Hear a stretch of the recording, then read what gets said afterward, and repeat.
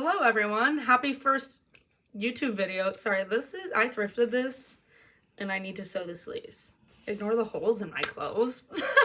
I'm filming on an iPad because I don't have a camera, but I do have an iPad and I have no storage on my phone. So the camera is here, but if this is what it looks like when I'm looking at myself. So if it looks like I'm looking nowhere, I'm trying to remember to look at the camera, but okay, so for the first video, we are going to go through popular books and whether or not I like them or not, because one, I will take a recommendation off the internet. Two, I read a lot of things to see why they're popular, whether I think I'm going to like it or not. And I just want to know why things are popular. And sometimes it's valid, a lot of times it's not. Not a lot, that's mean. If you like these books that I don't like, that is fine. I only started getting into reading a couple years ago, so maybe don't listen to me. But here I am. Okay, starting off strong with sci-fi and fantasy. My iPad is set on the Court of Thorns and Roses series. Did I like it? Yes. Would I recommend it? No. Would I recommend Googling the author and things that she's done? Yes. Got that out of the way. Okay, so the first singular book we're going to talk about is The Atlas Six by Olivia Blake. I liked this while I was reading it.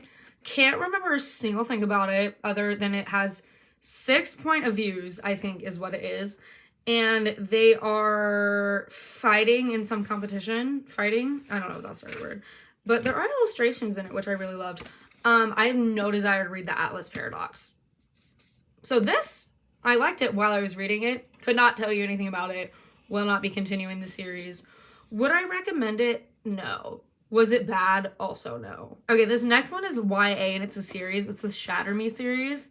If I was 12, I would have liked this more. Do I own the entire series? Yes. Did I read all of them? Yes. Why? I'm not sure. I think I thought something was going to happen in these books that I cared about. I didn't. I think if you like YA sci-fi, is this sci-fi? Yeah. If you like YA sci-fi, I would totally recommend the series. I just think I'm a little too grown for it. Next, these are technically fiction books, but A Song of Achilles and Circe. I don't know if I'm saying Circe right.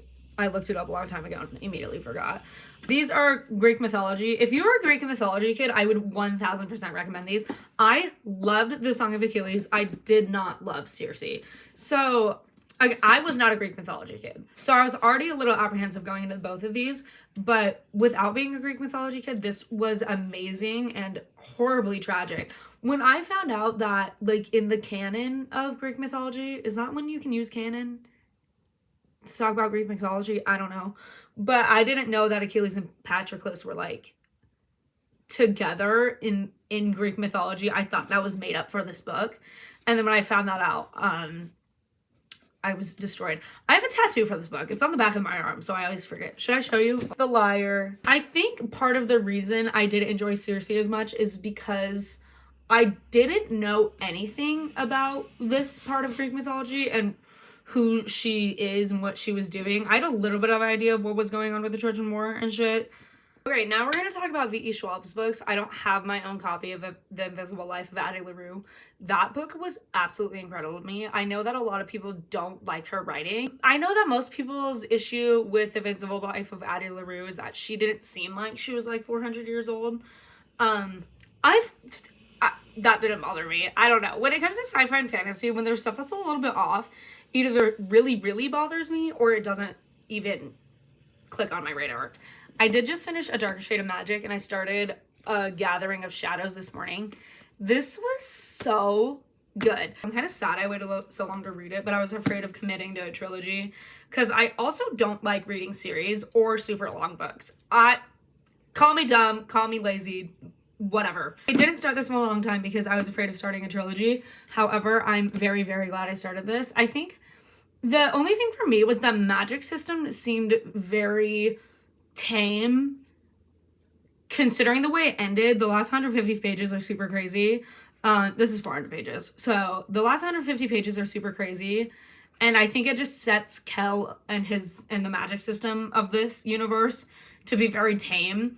And then it's just like not all of a sudden. I couldn't not read it as like like, Kel stabbed him instead of Kel stabbed him, you know? I don't know if he stabs anybody in this book, but it was hard to read it in an exciting way because it sets it so up to be chill. Maybe I'm just reading that wrong, and I really like Delilah's character. I think she's super fun, and the second book, I'm like 30 pages into it. It's like more about her from my understanding, so that's super fun. The last one I have for sci-fi and fantasy is The Six of Crows. Okay, so it took me 2 weeks to read Six of Crows, and it took me 2 weeks to read Crooked Kingdom. I don't know, like, everyone loves it because of the found family trope, and I heard someone describe this as fast-paced. I don't remember it being fast-paced. The first 2 books I read at the beginning of 2023, and I was like, this is gonna be the slowest reading year of my entire life. It ended up not being. Objectively, it's a good duology. Not for me. That's all I have for sci-fi and fantasy. I really don't read a lot of sci-fi and fantasy. It bothers me when I'm confused, which, call me stupid. My favorite kinds of fantasy are almost like when the character or one of the main characters gets thrown into the universe at the same time as you're learning about it. Like, that's why I liked this so much, and I think that's why it was so easy for me to read A Court of Thorns and Roses, is because you're learning about it at the same time as one of the characters, so it like has to be explained to you like you're stupid. I also feel horrendously empty when I finish series. It's half the reason I don't watch TV very much, is because I'm so sad when a series ends. Where if it's just one book, I knew it was gonna be done in those less than 400 pages. Okay, I think we're gonna do fiction next. So let me gather those. The first 2 we're gonna talk about are Anxious People and A Man Called Uva by Frederick Backman. I read Anxious People in 2022, I think. And then I just read A Man Called Uva in January. I loved this book. This is one of my new favorites, and the movie is incredible too. I watched the version with Tom Hanks that's Americanized because this is written and set in Sweden. It is so emotional. It's about a grumpy old man, and his wife passes away and he keeps trying to join her, if you know what I mean. But his neighbors keep bugging him and eventually give him a reason to live, which that is not a spoiler, I promise. And then I don't know how to explain this book. I didn't not like it, but I didn't really like it either. I just kind of didn't really know what was going on half the time. I don't know if I think I should have paid more attention when I was reading this book. I thought it was gonna be a little more like, oh, whatever. And then I was like, hang on, I'm confused. They did make a show out of this. I don't think I'm gonna watch it. I remember this making me anxious, which it's called Anxious People. So now we have Bunny by, what's her name? Mona Awad? I realize I've never said some of these authors out loud. Bunny is what I believe about someone who's schizophrenic. Does not tell you. I'm surprised this is as popular as it is because to me, a book that becomes popular on Book Talk or Bookstagram is something that's a little bit easy to read, not really lit fic vibes. I wouldn't consider this lit fic. Is this lit fic? No, it's not. It can't be. I actually can't describe this book. You have to read it. I don't know. Okay, the next thing we're gonna discuss is Sally Rooney's books. I have not read Intermezzo yet because I have the paperbacks of her books, so I'm waiting for the paperback. These are my favorite books. Sally Rooney is one of my favorite authors. I think she might be my favorite author, like 100%. Normal People is obviously insanely viral, and the show is just as good as the book, in my opinion, and Paul Mescal and Izzy Jones are super hot. And Conversations with Friends also has a show that I think doesn't get discussed because Joe Alwyn is in it. It's a good show. It does the same thing that the show for Normal People does, where it's exactly like the book. So if you liked this book, watch the show. I don't care if you don't like Joe Alwyn. I don't know him. He's not my friend. I don't care how much you like Taylor Swift. You should watch the show. And Beautiful World, Where Are You? Does not have a show. I wish it did. The way I would describe Sally Rooney's books is like peak literary fiction and also peak these are just humans being humans. So if you don't want to just read about people being people and humans being humans, you're not going to like these. However, that is my jam. I've read Normal People 3 times. I also think I've read this 3 times. I might have only read it twice. I've yet to reread this. That is one of my goals for this year is to reread this. I didn't annotate this book, but I did mark a singular quote. So I did annotate this one and as well as this one, but did I annotate this? I didn't annotate this very much. I only annotated a couple things. I think a lot of people read Normal People because of the show, and then were like, ooh, Sally Rooney is really good. If you don't like literary fiction, you're not gonna like these. Again, literary fiction is character-driven versus plot-driven. So if you like need an exciting plot, not for you. This one is the most exciting in my opinion. But Normal People is the most relatable probably, because the premise of Conversation with Friends is Frances and Bobby, they're ex-girlfriends, and then they meet this older couple named Nick and Melissa. I forgot his name for a second. And they kind of get with them a little bit, and so it's very like cheaty polyamory kind of vibe. So it's less relatable in my opinion, because most people aren't doing that. I need to do a reread on Beautiful World Party, but I really, really like Sally Rooney, and these are some of, in my opinion, these are the most appropriately hyped popular books. Okay, this one's more of a mystery, I guess, but Where the Crawdads Sing. I liked this when I read it, and then I thought about it more, and then I saw the movie, and I was like, I don't think I like that. I think that's all I'm gonna say. I don't know. This one's also kind of a mystery. We Were Liars. This is also YA. This was super popular whenever it was that I was reading it. Oh my god, I was bored. And the twist at the end, I was like, I didn't care. I literally didn't care. I don't even know how to explain this book because I don't remember anything about it. I don't know. Some girl has like a head injury and she's like confused about what's happening with her and her friends and family, I think. I don't really know. Okay, we're gonna talk about Taylor Jenkins Reid now. I loved Daisy Jones and the Six. I've only read it once. I do want to reread it. This is one really uniquely written, and I think that I love this so much because I love celebrities. I don't have my own copy of Seven Husbands of Evelyn Hugo, but that's like the same reason I really, really loved that book, is like I'm such a nosy bitch when it comes to celebrities. Like I'm never like engaging on the internet and posting my own stuff of like, oh, I need to know this. But like same thing with this. Oh my god, like I'm so into celebrity drama, and this one intertwines a little bit with the Seven Husbands of Evelyn Hugo, because one of Evelyn's 7 husbands is the girl's dad in this. Messy family, celebrity, money, drama. This one also intertwines with Carrie Soto's Back. I did not like Carrie Soto's Back. I actually DNF'd that. It wasn't bad. I don't care about tennis, and it's like literally just about tennis. It's not just about tennis, but it's about tennis, and I don't care about tennis. This and the Seven Husbands of Evelyn Hugo are my jam. I'm fucking nosy about celebrities, and it's good. I also love that this is written in interview format. That's fun. But yeah, this is definitely my favorite by her. So next, we're going to talk about My Policeman. Now, this is my first copy. I have 3 copies of this book and a tattoo for it. So this is my favorite book. God bless Harry Styles for being in the movie, because I probably never would pick this up if I was like, oh, well, I'm going to go see the movie. I might as well read the book. I've read this one 3 times, and then I read my other 2 copies each once over. So I've read this book 5 times.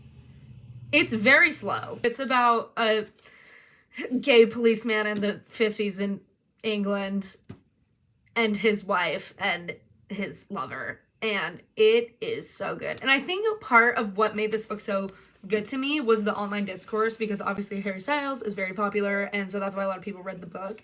And something that happens in this book really makes you hate the wife, Marion.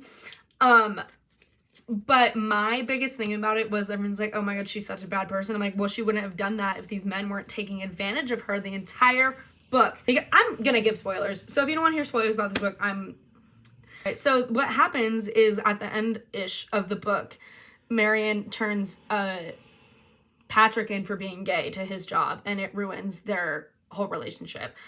But Marion was being used as a front for Tom's life with Patrick. And so she was being used and manipulated and lied to for years. And then she finally figures out what's going on and she turns Patrick in for being gay. And then everyone's like, oh, fuck Marion. I'm like, fuck Marion. Fuck all three of them, first of all, because Tom was lying to her because it's her best friend's older brother, childhood best friend's older brother. And then Patrick is like, oh, I'm not doing anything. I'm just Tom's best friend. Bitch, no, the fuck, you're not. So they were horrendously horrible to Marion. And she didn't do it because she was homophobic. She did it because they were ruining her life and she needed to get back at them and she wanted her husband back. And I just think that the take that Marion was the bad guy here is remarkably misogynistic, in my opinion. I would like to make it clear that I think what Marion did was very wrong, but using the mistreatment of queer people in the book to ignore the mistreatment of women and the general misogyny of the 1950s, that is not right either. And I think a lot of people picture Tom as Harry Styles, so they're like, oh my god, Tom could do no wrong. And it's really easy to be a man apologist versus a woman apologist, and people just like Harry Styles too much, which I have 5 One Direction tattoos before anyone clowns me on defending One Direction. But anyway, I think Tom and Marion and Patrick are all terrible people. I don't think people consumed this book as seriously as they should have because they're like, oh, Harry is in the movie, my boy. But this book and this movie are both incredibly well done, and I could talk about it for hours. So, on the topic of gay, on Earth Will Briefly Gorgeous by Ocean Vuong, this book is so depressing. And so good. It's about a kid. His name is Little Dog. I don't know the lore behind that. I never looked into it. But his family's immigrants and from Vietnam. Yes, from Vietnam. He lives with his mom and his grandmother, and he meets, what's the guy's name? Do they name the guy? I don't know if they do. Do they? It's been like almost 3 years since I read this. I don't know. But this is tragic. So, if you don't want to be sad, I would not recommend this. And still on topic of gay, Call Me By Your Name. I thought this book was really good. Incredible story. I think you have to consume it with the certain connotation that it's about an older man who shouldn't be with this teenager, even if it is the 80s. And just how, oh my god, this book is tragic.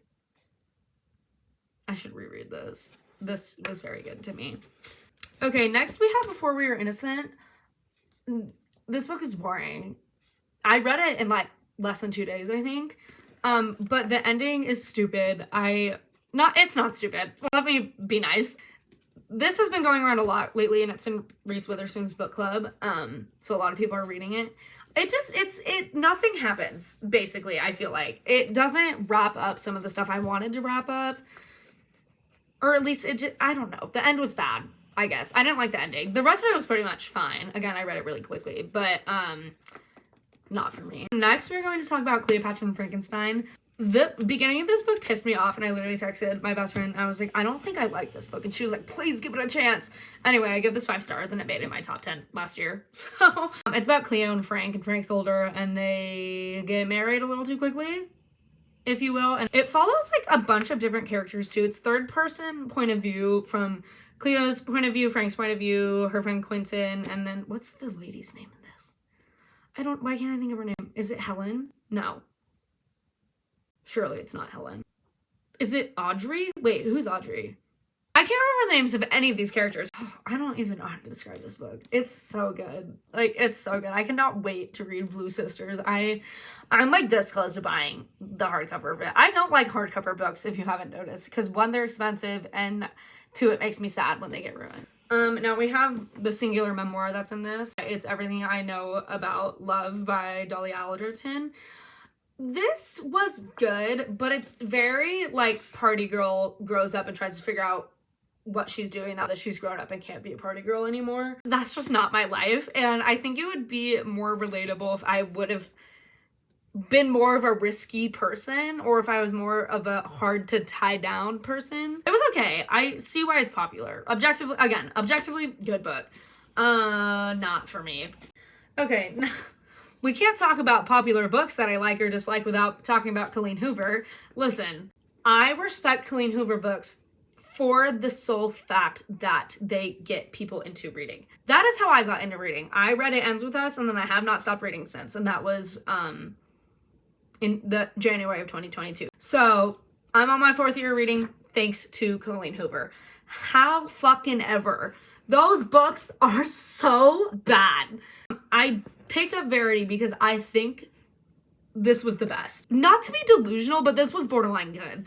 I think it's super fucking crazy. I think what makes me hate Colleen Hoover so much is she writes about horrendously traumatic events in a way that it doesn't make sense that she hasn't been through them. Like in November 9, the girl's in a house fire, or in Ugly Love, the baby dies, or, I mean, It Ends With Us, I guess, was inspired by her parents and whatever.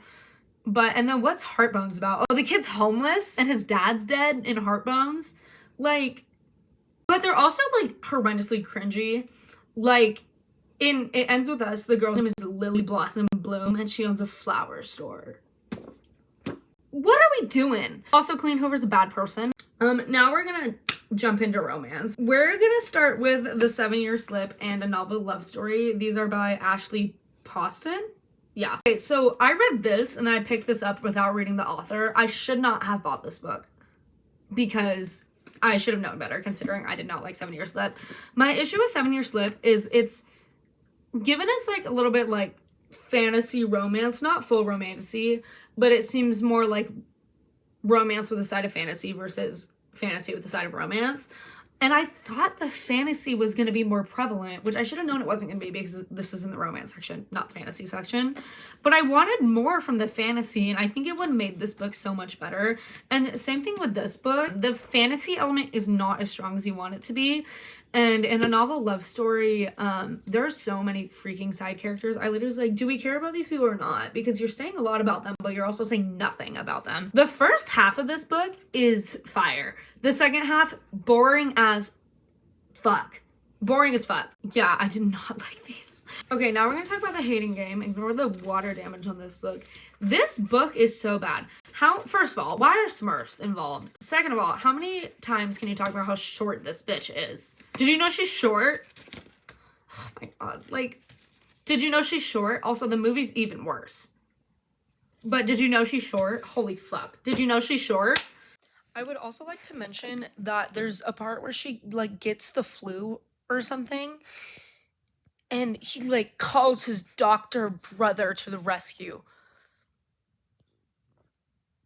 Who cares? Also, did you know she's short? This is a young adult book. It's All the Right Places. Okay, I did not mean to put this book and also the next book in the romance category. I meant to do them separately, and I did not. So, my bad. So in this, Violet loses her sister, and she's kind of a shell of herself after, until she meets Finch, and he kind of like brings her back to life, but he's horrendously bipolar. I'm not going to say more because I don't want to give anything away, but this is so good. It's the way I used to be. This was so good. Trigger warning. This follows a teenager named Eden who gets assaulted at the beginning of the book by her brother's best friend. And it kind of just follows how she falls apart. It follows her throughout all 4 years of high school and just how she loses herself because of it. It's so well written. It's very hard to read for sure, but it's very well written. Keeping on the YA, we have If He Had Been With Me. I'm gonna put this with 1,000 Boy Kisses. These both felt very fan fiction, like especially this one, which is maybe why I liked them so much, because I don't think objectively these are very good books. I'm not gonna really say what this one is about, but I was sobbing hysterically through a lot of this book. But I loved how fanfiction-y it was. Like, a lot of people are like, oh, it read like fanfiction, that's why I didn't like it. That's why I like books, is when they feel like fanfiction. I was raised on fanfiction. Like, come on. This one is like childhood best friends and they totally like each other and they don't end up together until the end kind of thing. Oh my god, I was a wreck at the end of this book. If you know anything about either of these books, you'll probably know why I'm putting them together. But again, I don't think these are very good, but I loved them. So sometimes when books are bad, I either really like them or really, really fucking hate them. Let's talk about Emily Henry. So I have read Beach Read, Book Lovers, Happy Place, and People We Meet on Vacation. I don't have a copy of People We Meet on Vacation. I just read Happy Place at the beginning of, or the end of 2024. And I really liked it. This is my favorite book by her. I know most people's favorite book is Book Lovers, which is actually my least favorite book by her. I don't really remember what happens in either of these books. Emily Henry's just very... surface level is not the right word. There's nothing gritty about them. I think that's why I liked Happy Place so much more, is because there was something that you could feel was really big and bad between, what are their names? Harriet and Wynne. Like, you can feel that, like, whatever was happening to them previously was extremely painful and extremely hard for them to get through. Again, I don't even remember what happens in these two, but I do want to read Funny Story by her. I just haven't bought it yet. So that's my Emily Henry opinion. We have The Love Hypothesis here. I did just buy Bride by her, but I don't remember a single thing about this book other than it's fake dating and he puts her entire boob into his mouth. Okay, now we have Red, White, and Royal Blue. I recommend this book all the time. I love this book. I think the movie was really bad. I've watched the movie a million times, but I think the movie is really bad. This is about the son of the first son? No. There's not a word for that, I don't think. This is about the son of the President of the United States and the Prince of England who get in a tussle, if you will, and then the whole book is them creating good press between the United States and England. And it's gay, so not much to dislike here. The politics apparently don't make sense. I don't remember caring about that. Okay, we're going to end this book on 3 popular dark romances. We're going to talk about Haunting Adeline first.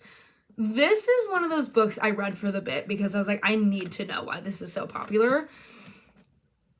It describes her legs as creamy at one point.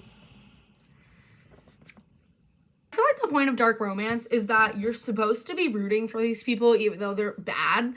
I did not care about these characters. This seemed like it was like trying to be a fan fiction of something,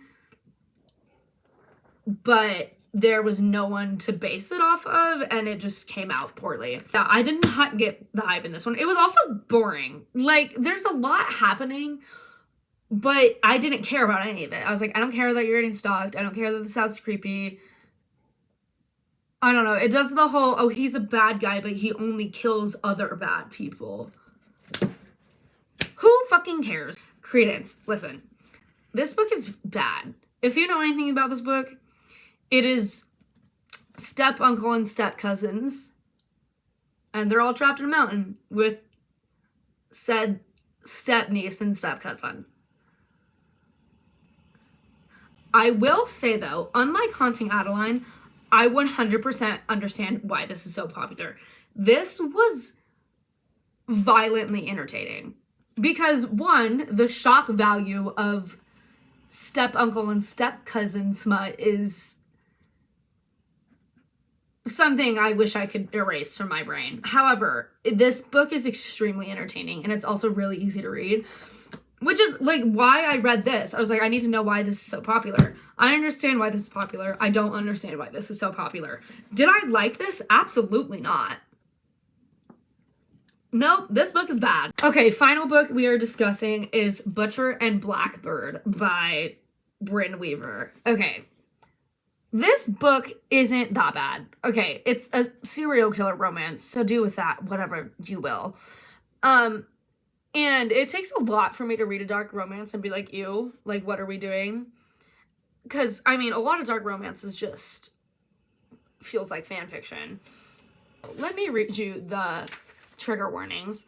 Eyeballs, eye sockets, amateur surgery, skin ornaments, chainsaw, axes, knives, scalpels, lots of stark objects, accidental cannibalism, not so accidental cannibalism, questionable use of mummified corpse, lobotomized manservant, ill-advised use of kitchen implements. I'm sorry about the cookies and cream ice cream. Not really. Detailed sex scenes which include but are not limited to rough sex, praise kink, adult toys, choking, spitting, dom-sub interactions, genital piercings, references to parental neglect and child abuse, parental loss not depicted, reference to child sexual assault not in detail. It is a book about serial killers, so there's generally some messed up murder and chaos. And then the dedication says, for those of you who read trigger warnings that said accidental cannibalism, count me in. This one's for you. This gave true crime girlies. I hate true crime people so much because I think it's really weird for your main source of entertainment to be the suffering of others. What really, really, really got me about this book was, so I read the cannibalism trigger warnings and I was like, okay. In it, I figured like, it says accidental cannibalism and then not so accidental cannibalism. And then right after it says lobotomized manservant. So I read that and I was like, oh, I bet they have to kill a cannibal, which I was right. However, the part where the lobotomized manservant, it's a butler. Why are we saying manservant? He is like just eating this raw human meat, and because he's lobotomized, he's not understanding the weight of what he's doing and how fucking gross that is. And that's what was bad to me about this book, was it genuinely grossed me out. And I don't think the point of dark romance is to be gross. I think that's the point of horror. I also think the characters didn't like each other that much. Like, when I think they get engaged at the end, I was like, what? Anyway, so that was all like 42 books or whatever. I don't know how many it was. Anyway, I hope that gives you a grasp for what I like and don't like about books. And these are all the popular books I've read. I feel like I need to stop reading popular books. But what am I gonna do? Not find out what all the hype is about? Or all the ruckus, if you will? Anyway, hope y'all have a good day.